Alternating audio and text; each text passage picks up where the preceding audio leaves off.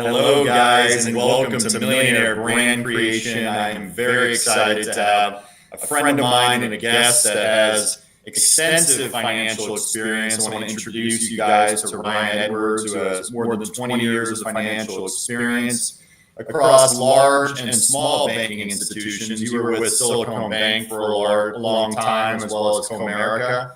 And you also co-founded a company called Prospeq, which is a debt fund, and you go out and you actually do venture capital and debt for underserved.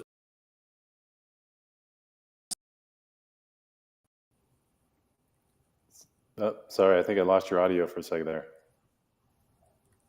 Can you hear me now? Oh, there we are. Okay. Yeah. Yeah, thanks for the connection. Ryan, introduce yourself and tell us a little bit about your story. Yeah, so you mentioned kind of obviously a history a little bit there. I've been in kind of lending for close to 20 years, working with companies kind of from very small all the way through public level companies. And a lot of my time has been focused in the technology sector. Over the past 13 years, I worked with Silicon Valley Bank, which is the largest lender and bank really in the tech industry, works with venture capital and companies from startup stage all the way through IPO.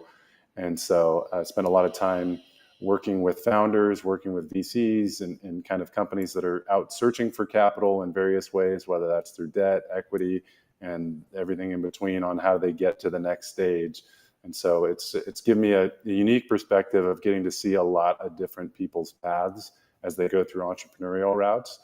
And it's certainly understanding a lot more of the struggle that happens, the ups and downs that people do. And I didn't have to necessarily experience it as much and still got to be a kind of part of that journey, which is maybe a good way to do it. But then I decided to kind of join that path recently and went off and started my own to be a little bit more entrepreneurial. And this fund is a debt fund focus that generally tech-enabled services type businesses, but we're looking to support companies that probably have lighter funding and kind of in between maybe stages of, bankable and venture-ready businesses. So take us back, Ryan, because we've known each other now for a couple of months, and I was really fascinated with the concept of, creating your own fund. Take us back to you as a child and your parents. What kind of got you into that business-minded aspect? Because I know you're very methodical in your thought process. What got you into becoming an entrepreneur and or getting into the financial space at a young age? Yeah, so it's always been something that has been a sort of innate for me, honestly. I feel like my parents, my mom was a teacher, my dad was in sales and stuff. I just felt like everything from early stage of my life, I looked at sort of logical problem solving sort of stuff, and I remember thinking about interest on things when I was, 11, 12 years old of like, how much interest how do you make interest? How does that work? And on a bank account and stuff that probably was not something a typical 11-year-old or something thinks about. So it sort of feels like it's always been something, a curiosity for me. And, reading about, financial markets and things like that, as I started to get older, it was something that I always was just kind of more drawn to. And I was interested in, kind of did some financial planning work for a little while when I was in college, worked for a financial planner's office. And so I wasn't exactly sure what that was going to take me to as far as the path, and got the opportunity to get into kind of commercial banking out of school.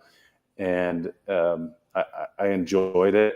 It was an interesting thing to see all these different types of companies, how these businesses operate, really doing the analysis of their,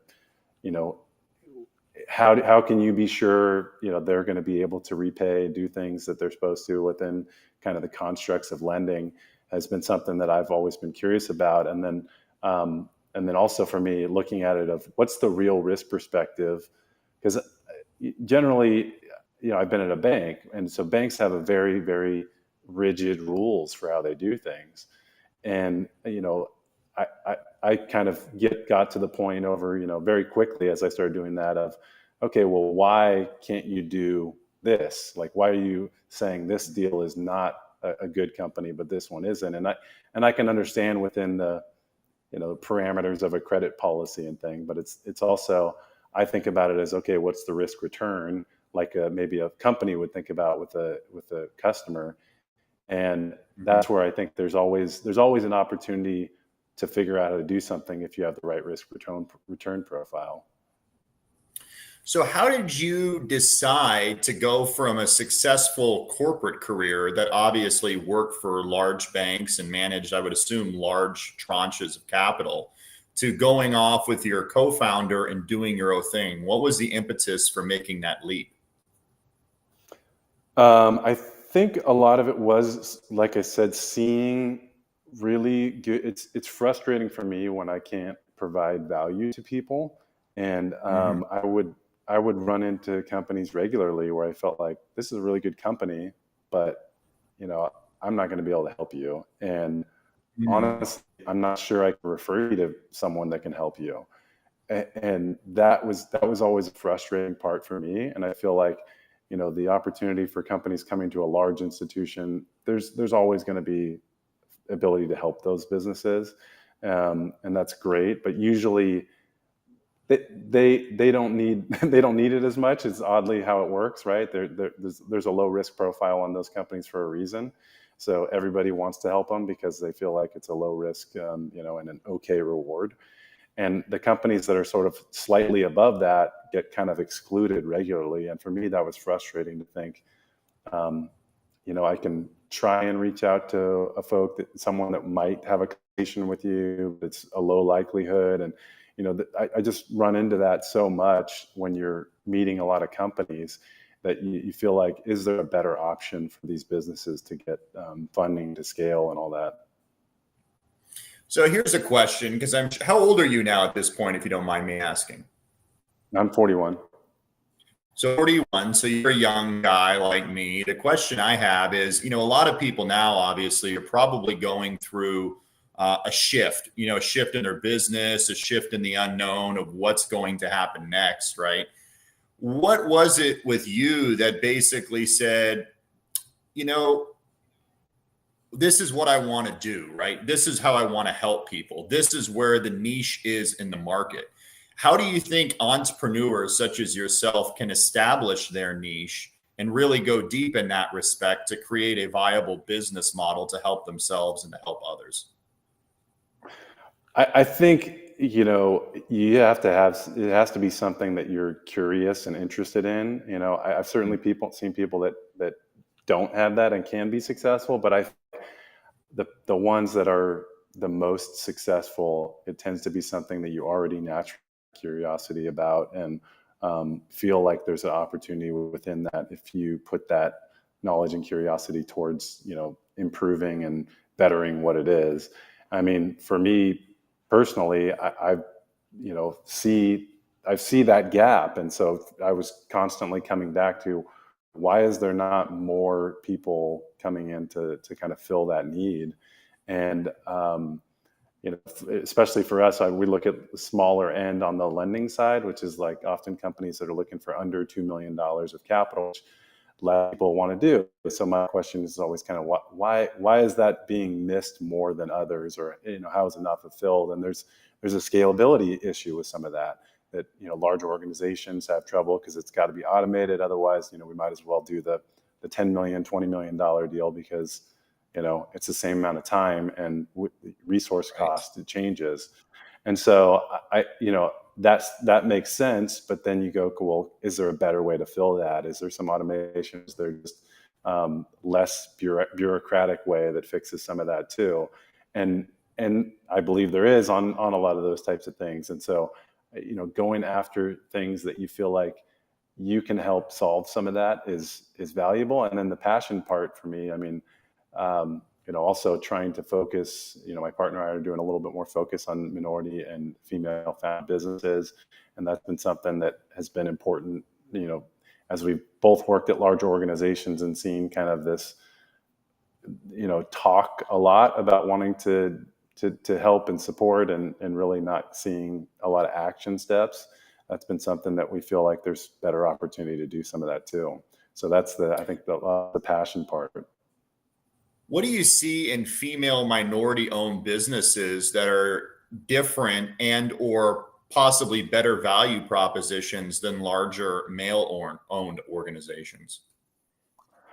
Uh, You know, and well, I wouldn't say necessarily than larger. You're saying than larger organizations, or Or just just say organizations comparable? in general. Yeah. What about it creates a great value proposition for female run companies? Because as real estate agents, those who will watch this leaning in, a lot of the most successful people in the real estate space are women as well, right? Maybe they have a better work ethic, a better system Yeah. in place, et cetera. What are some of the things that you're seeing in the corollary of business of why their businesses are possibly better, if I that makes sense? Honestly, I think there's, you know, there is some data coming out a lot more lately showing that the failure rate is actually lower in that group. Mm, And so trying to understand, that's something I get curious about too. It's like, so does that mean it's a lower risk category too, right? So, mhm. and I believe that there is a bit more um, of a belief that if maybe as a female founder, there's a desire to be successful, more than just for yourself, to kind of show for other women that this is possible. I think some of that happens within any kind of small category group of people that feel like they don't have the same level of maybe it's respect or whatever it is within a different group. I think that can drive and motivate people. So that's probably sometimes happens on that side.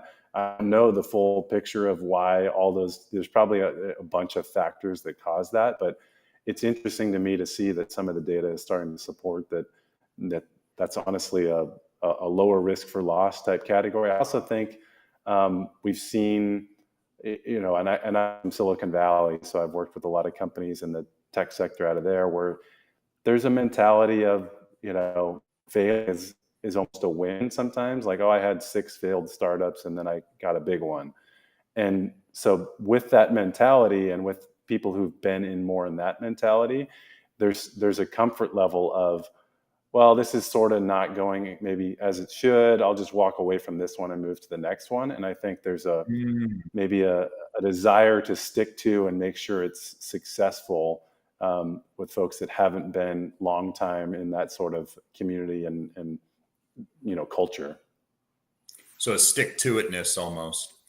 Yeah. So, one thing I always see is you've been around obviously successful businesses. You've been around probably unicorn based startups and high net worth individuals who I would assume that befriend and solicit and things to gain income or to gain monies to go invest in these companies, right? And do debt raises, et cetera. What do you see as some of the corollaries of successful businesses or successful individuals that entrepreneurs starting out or looking to reset their business could possibly implement in their own lives? Have you seen some commonalities? You know, I've seen across the board. I wish I could say that it was fairly consistent, but it seems like a lot of the times I don't. I do feel like maybe if I was to pick some of the commonalities that I see within the high net worth side of it, I would say there's generally a focus on, a lot of the folks want to focus on what they've been successful with in the past. Mm, Not to say that they don't want to learn new things, but I think that, especially on the financial side, a lot of those folks tend to stick to where they've been comfortable in the past. So if they've done well, made a big exit in one sector, they'll kind of try to stick to that same sector. Oh, I like logistics companies because I, had felt like I got some skill sets there and I can add value. And even if some of those folks that move to the investor side, they're like, well, I only invest in companies that are in this, cyber space because, I want to understand and make sure I can add value within what they're doing. So I think, and that's true with folks I've gotten, folks investing in the fund and other things who are targeted on one area or another. And, they struggle a lot of times where it's like, oh, well, I have all my money in the stock market. That's how I invest. That's what I do. And I've done well in that. So I feel comfortable. And so a lot of times people diversifying out of that, despite kind of knowing that that is the norm, right? Of like diversification and stuff. I found that people tend to try and stick to what they're most comfortable with. I Hmm. don't know if that's good or bad, but I just, it's been a commonality I've noticed over the years. So they're doubling down on things that have made them wealthy in the past, basically. Yeah, oftentimes, yeah. So can you, from a basic perspective, I would assume you're taking on accredited investors only, correct? Correct. Yeah. And your fund, accredited investors, can you describe what an accredited investor is? And can you describe at like a kindergarten level what venture capital and or venture debt is, so people can understand that at a real baseline level? Sure, sure. Yeah. I mean, accredited investors is there's basically an income threshold and an asset threshold that you need to meet to beat both of those. And there's a single and a married level, depending on whether you are or not. I'm not going to go into all the thresholds. You can look online if you want to get the specifics of it. But, you basically, the goal is you want to make sure that it's someone that has enough financial success or for income that they can stand to diversify their assets or their wealth into other areas without it feeling like this is everything that they have, right? That you don't want to feel like all of their money is in one thing that is not it's not a CD, it's not a money market account that you're investing for 1% in. You're trying to get a return, but there's also risk in that, anything you do that way. And so, yeah, our fund, or I should say, the venture debt model is there's a couple different focuses in that. I mean, it's oftentimes can be runway extension for businesses that are looking to go raise capital. It can be the ability to use different capital to make acquisitions or mergers with other businesses, and it can be just kind of general growth capital for a business, hiring sales team, development work, things like that, that all businesses have to do. And there's always the question of, how do I get the capital? What's the right way to get that capital? And so on the venture debt side, it's generally used for companies that want to grow their valuation before another round. They want to raise more capital. Generally, the further along you are, the more you've advanced your business, the higher the valuation of your business will become. So if you can bring in debt at a cheaper level than equity and then grow your business further, the goal would be, well, I should be worth even more in a year from now if I go raise my a round of funding. And so that's the goal of bringing in debt like this often, is to I want to scale the business with less dilutive capital before I go bring in more money. And then how does someone like you, or how does a potential investor make money partaking in something like this? So for our structure and most debt fund type structures, I mean, we lend money and effectively we get back interest and fees. Warrants, things like warrants are basically a right to purchase stock in a company. So those things all generate income for the fund.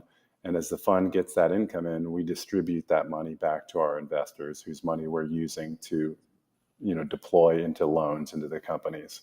So it basically cycles around where we're deploying it. We get back the interest, we repay investors their earnings on that money, and then we deploy into new deals. Mm-hmm.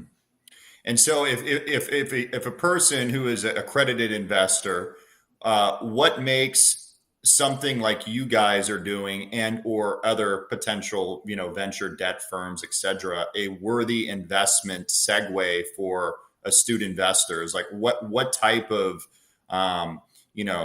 runway is it? What type of time commitment is it? What time of projected returns? Things of that matter. You discuss that with the audience. Yeah, I mean, so as I mentioned, we're sort of in between what I'd say is a company that I would put in the bankable type realm, which for bankable, generally what you're looking at is banks need to have cash flow and collateral, meaning they need to feel like they're covered completely in a downside, and they need to feel like there's cash flow consistently there now to pay for the debt at all times. So companies that are lacking on either one of those tend to fall out of bankable. And then on the other side, there's, a lot of times companies will raise venture capital, which is generally going to be high growth, high return, high risk opportunity, right? Where somebody's putting in equity on the bet that you're going to be able to grow really fast or continue your growth really fast. So if you're in between those stages, that's where we're looking at a lot of businesses. They maybe they're growing businesses, but they don't have the crazy high growth where they can just go bring in money tomorrow immediately from a VC. And then they don't have consistent cash flow where I make my 20, 50, 100 grand a month, and like I can pay for whatever I need to and all that sort of stuff. So if you fall out of that, you gotta find capital in an alternative way, which is where we come in and provide. So yeah, so we're providing term type structures, so a term loan business to allow to hire people to build out their software or products and continue to deploy and advance the business.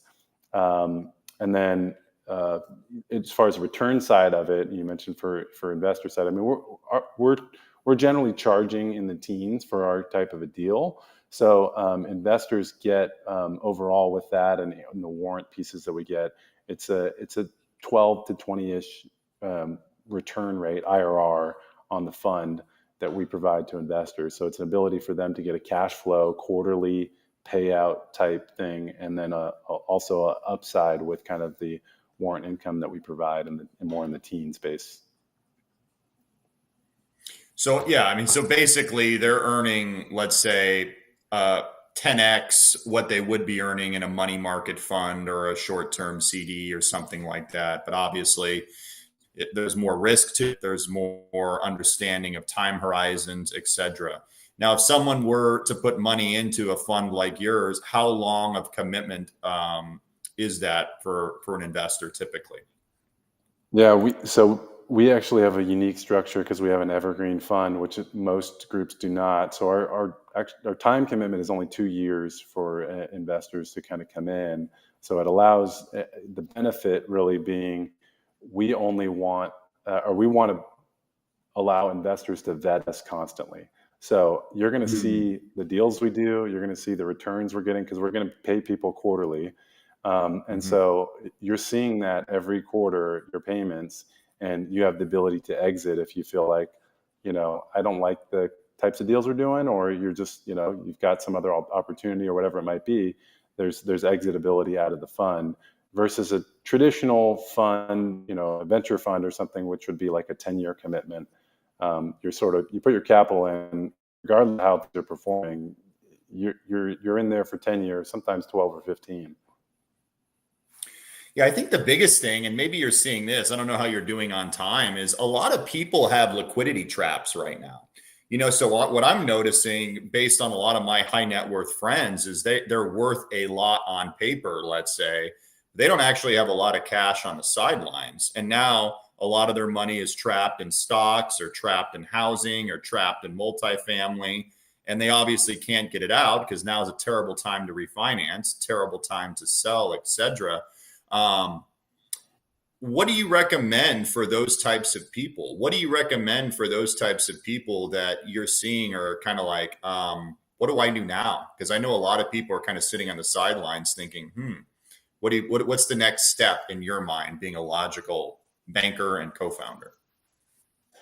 Well, I mean, having the real estate market not having dropped significantly yet, I would say it's not necessarily a bad time to get out of some of that if you were kind of, depending on how much you're vested in that type of a thing. And then the stock market obviously is down significant. But personally, I feel like I don't see a ton of upside in the stock market over the next year or so. So my belief in a lot of that is if you're sitting in the stock market, I mean, it's obviously liquid. You can sell that whenever you want. I mean, investing some of that in something else that is going to return higher, unless you're of the belief that the stock market is going to come back in the next year or two, which, I think is unlikely. You're basically committing to invest in a non-performing asset for the next couple of years. So I certainly feel like deploying or making sure you're balancing out some of that portfolio, even at a downside on some of those is probably a good way to go about it. Certainly if you're tied up in projects and things where you've got commitments, there's not a lot you can do on that sort of stuff. But I think I've found not a lot of people are invested directly in debt. unless, maybe I count bonds that, if you count that, some people have some of that portfolio, but otherwise debt like this is pretty unusual. And I feel like if you've got a diversified portfolio, it's a good opportunity for some people to really add a higher performing cash flow type asset to their investment portfolio. Can you describe to the audience how debt is far safer than investing in straight equity upside or warrants or things of that nature?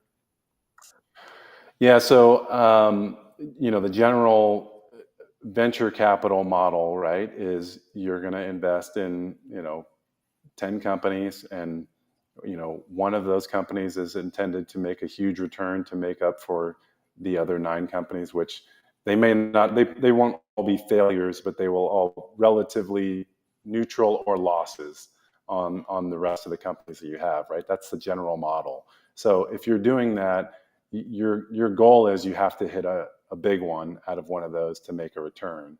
On the debt side, we're looking at, if we're lending to 10 companies, our expectation is that all 10 of them repay us, right? I mean, and so the upside for us is really, we want to make sure we get our principal back, and then we're getting interest paid, which is kind of gives you the nicer return. And our upside is, if one of those turns into a better outcome as far as a sale event or something, then we have an even bigger return for everyone in the fund. But we're getting a return just on the fact that they're repaying. So, as long as we're managing and not taking significant size losses, which is sort of expected in a fund like this, is losses come no matter what on, you do enough deals, but you want to manage that to a minimum amount, and it's doable within a debt structure. It's really not within a structure like venture capital where you're doing that. And that's not to say you shouldn't invest in venture capital. I just think those are different profiles of risk tolerance that you're going into. You're looking for a really high return in venture, and you're investing with the expectation that a lot of those will be losses. And we're investing with the expectation that we'll have minimal losses and, a lot more singles and doubles, and get to a nice return that everybody should be happy with. What are you seeing right now with the Fed raising rates so abruptly? How is that affecting smaller businesses or businesses that you're investing in? And more importantly, how do you think that's going to affect most Americans and with wealth erosion, et cetera, in a year or two moving forward? Yeah, that is the $1 million question, I guess. I feel like what I'm seeing so far is that it has not done much to people's mentalities. I am seeing the adjustment is starting to happen on, and we've already seen the adjustment on the valuation markets in the VC side. On the debt side, I'm seeing more of the funds I'm talking to increasing their rates that they're charging. Banks automatically increase anyways because they are tied to prime. So bank rates have all gone up, which, the private debt like this and other things is starting to go up as well. And so that is going to have a domino effect down to all these businesses that are going to have, I think, a tougher time, remaining cash flow positive or getting to cash flow positive in the same amount of time that they thought they were going to be able to do. That's certainly going to be an impact. One of the things that I'm really watching is on the consumer side, how long does it take and how big of a kind of gut punch does all this start to happen? Because I do think at some point it will obviously impact a good portion of consumers. And so the businesses that have a heavy consumer focus, it's going to, I don't know the timeline, but you're right, is it a year out or longer, or, is it within the next quarter? I don't think so. I think it's probably closer to 6 to 12 months out, but I think we will see a lot of the businesses that have a more consumer focus are going to struggle. Now, I'm going to put you in a scenario. I want to see your response to this. So you're 40, you're in your early 40s, you've had an extensive business experience. You understand people, you understand high net worth people, you understand debt, you understand equity. what if all your money, your paid for house, everything was stripped away from you? What would you do now if you had to reinvent yourself in the marketplace as it sits today? Um, Interesting. So, are you just talking about as far as career path or, Yep. Career yeah, I path. mean, What would you do? How would you navigate the terrain? I think that, that's an interesting, premise there too. Going into like apocalyptic here a little bit.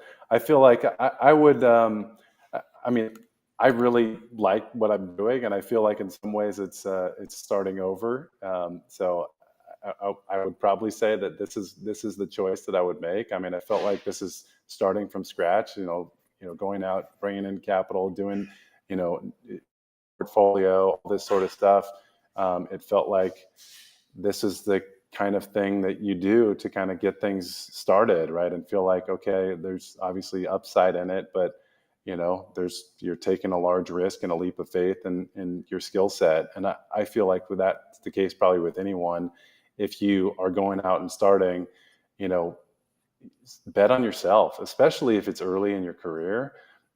Make a bet on yourself that you can go be successful, because personally, I just feel like, you know, life's short, and it's nice to go, okay, I want to build career and get a 401k and all that stuff. But I guess I've learned over time too that you need to do what's going to fulfill you, and I think if you bet yourself, you're going to end up being fulfilled. How important in business, because we're all in sales in some way or another, how important is success is proximity to wealth? And if one is not wealthy, how do you get better at being in those circles and attracting those types of people into your life? I think it is massively helpful. I don't think I can emphasize enough from what I've seen in life how valuable it is to have that proximity to wealth. And the earlier the age, I think the higher the opportunity for you to be successful coming out of anything you do. Because having, it's going to lead to better education opportunities, not just school wise, but I mean, just like coaching, learning, mentoring type things from people who can get you there. And then I mean, there's no doubt having capital to do something increases your chances of success, even if you're not good at it. I would say, from what I've seen over the years with businesses, I mean, you can throw a lot of money at stuff and sort of make it work sometimes. That doesn't always work, but it certainly.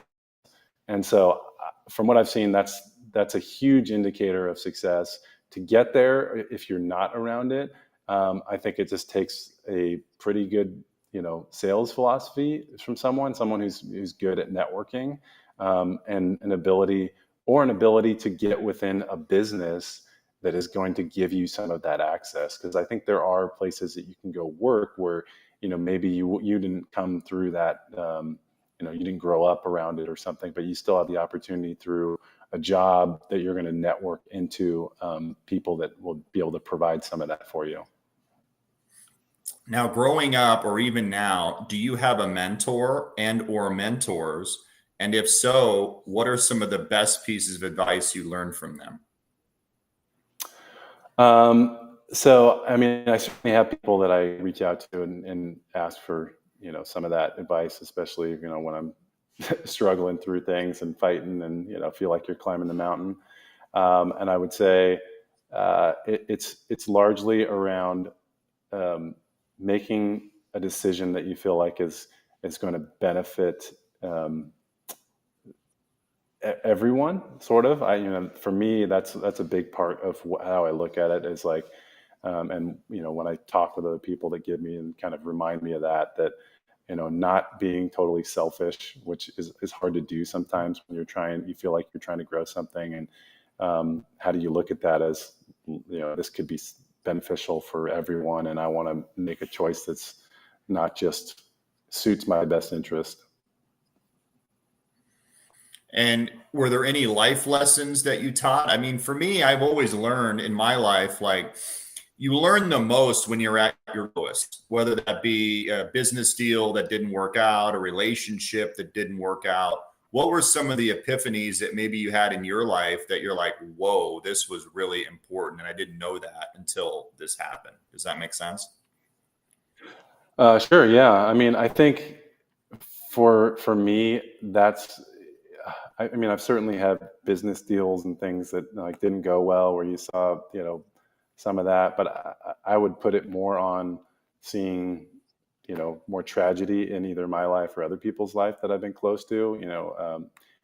Sudden deaths and things that I've kind of had in my life and others, where I feel like that has probably taught me the most about, the value of things in life, and not feeling like, um, certainly capital is the number one thing, where I think people get tied up in that too much. And what's interesting, what I've learned from, both from wealthy people and not so wealthy people, is, there's no number that's going to fix it.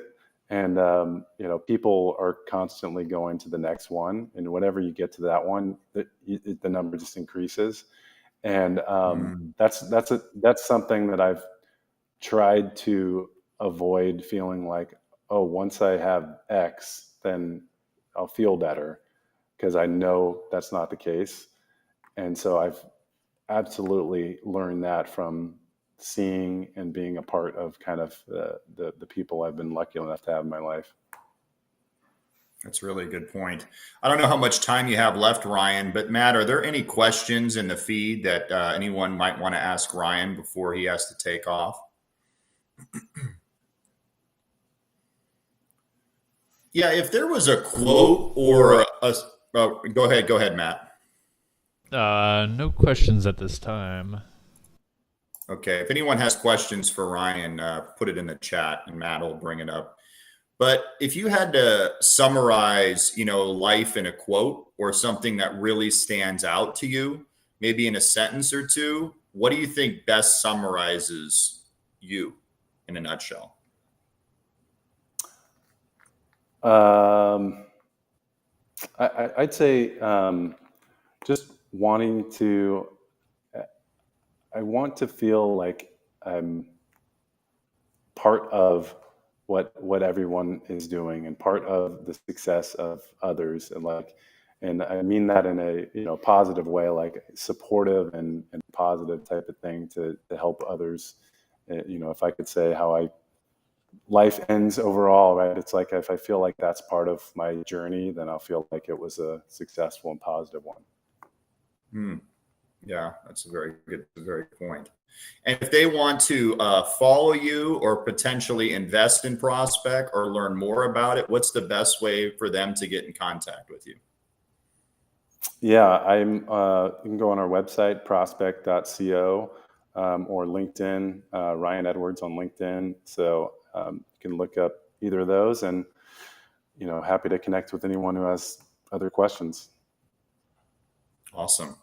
Well, thank you so much for your time, Ryan. I don't want to keep you longer than you have to, but really appreciate you taking the time and extolling your expert tutelage with us and helping us better navigate and understand venture capital debt and what it really is. So thank you so much. Yeah, absolutely. Thanks, Michael. Take care. All right.